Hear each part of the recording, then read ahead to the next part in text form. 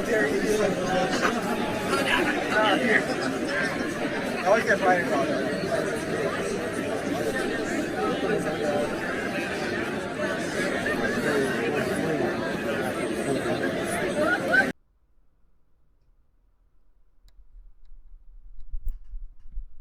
Imagine going to Disney World that day and not realizing this ride has just opened. What's up, geeks and gamers? It's your boy Jay, also known as Drunk 3PO. And the Rise of the Resistance ride has finally opened at Galaxy's Edge in Disneyland, California. And guess what? It broke down. Who would have guessed that one? Thank you, Pirate and Princess, one of my good friends, as they collected some tweets here of people that were in the ride. Rise of the Resistance opens in Disneyland, breaks down almost immediately. Now, I'm going to explain a couple things here. Many people showed up between 1 a.m. This is a photo from 3:50 a.m. to arrive at the park in hopes in getting in line to ride the Rise of Resistance. Boarding passes that you receive, they were taken up, quickly and immediately, and they were done within seconds. So here we go. Due to the first order activity, the ride has stopped right now, so we are just hanging out and waiting. This person's not so happy that been waiting, but they received this response that it's temporarily not working and it's not available. So let me explain this to everyone. And before I begin, I know there's going to be all these people that swear this is the greatest experience that they've ever had in their entire life, and they're going to come to this video and just say, Jay, you're just a hater. Now, I will say this. No, that's not the case. That's not the case. I didn't say that this was a terrible ride in my review. I just didn't think it was the greatest ride since sliced bread or the greatest ride I've ever been on. But this is how this works, and this is why this is so complicated. We knew the ride was going to break down. It breaks down every single day. I live right next to the park in Orlando. It breaks down every single day. I've been trying to ride this ride over and over, and some days I was ready to ride it. It breaks down, and everybody had to leave, and that was it. That's just the complexity of this ride, okay? There are so many different compartments that if one little thing breaks down, the entire ride is shut down. That's how complex this ride is. All right. And not only are you riding something, but you're walking through something. You get captured. You're a prisoner, and you can watch the entire walkthrough right here on Geeks and Gamers. I have it set up. But this is how the boarding pass works. And I don't understand why all those people didn't understand this. So this is how you get to ride this ride. You don't have to go there at 3 o'clock in the morning. You don't have to go there at 4 o'clock, 5 o'clock in the morning.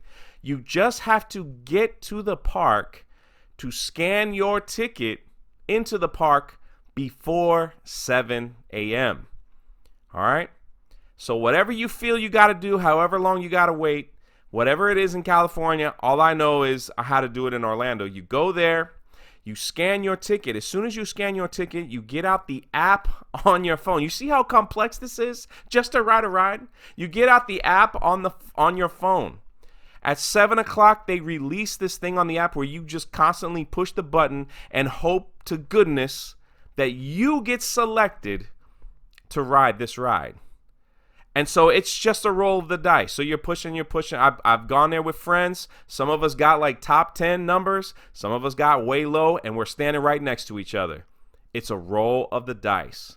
That's why I think there's a problem with how they do this, and there's got to be a better solution for this.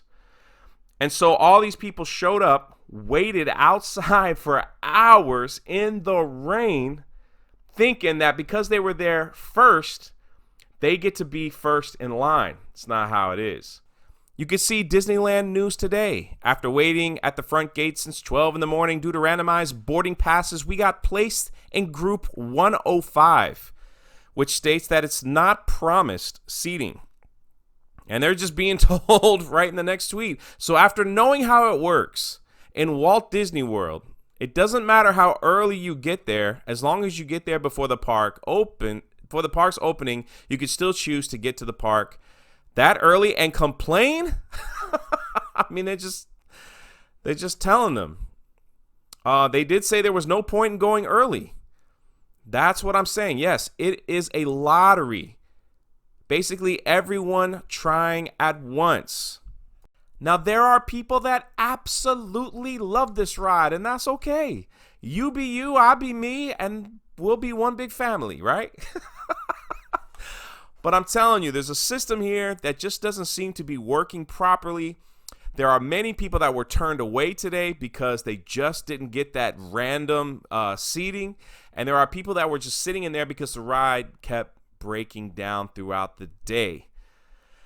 So what do they do? Where do they go from here? I don't know. I think they need to create a better system to getting people onto this ride, because I just can't imagine, like, you know, taking your entire family there and wanting to do this, knowing that you have to get up, you know, pretty early and possibly being able to ride this ride, and hoping that when you finally get in that it doesn't break down, Anyway, this is Jay with Geeks and Gamers. Let me know what you think in the comment section below. Hey, if you were there, let me know in the comments. Tell me how it really was. Say, Jay, you don't know what you're talking about. I was there. It wasn't that bad, and the ride is so amazing. You're just a hater. Hey, this is Jay with Geeks and Gamers with a special announcement. Over the past few years, several of us have been trying to complete a home that will house orphans and displaced children in the country of El Salvador.